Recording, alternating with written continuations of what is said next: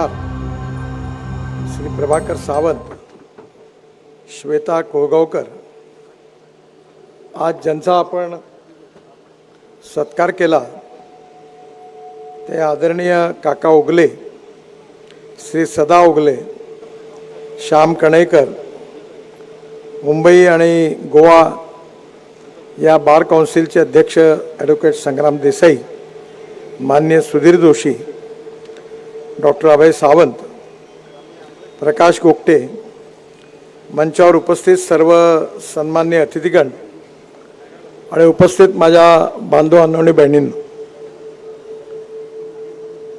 बऱ्याच वर्षानंतर मला आज देवगडमध्ये येण्याची संधी मिळाली. ज्यावेळी मला ही संधी मिळाली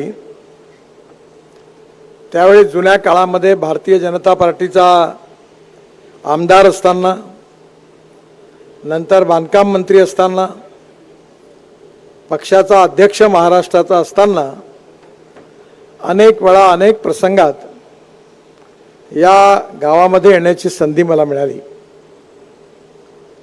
मी ज्यावेळी भारतीय जनता पार्टीच्या कार्याला सुरुवात केली तेव्हापासून कोकण भागातून विशेषतः ज्या भारतीय जनता पार्टीच्या कार्यकर्त्यांनी निस्पृह निस्वार्थी भावनेतून समाजाची सेवा केली त्या कार्यकर्त्यांची मालिका मोठी आहे.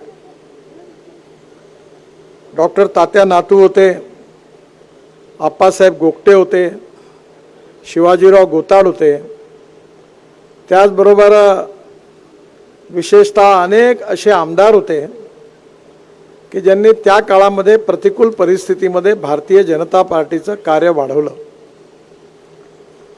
विशेषतः 1975 मध्ये ज्यावेळी आणीबाणी लागली त्यावेळी अनेक लोकांची रवानगी तुरुंगात झाली.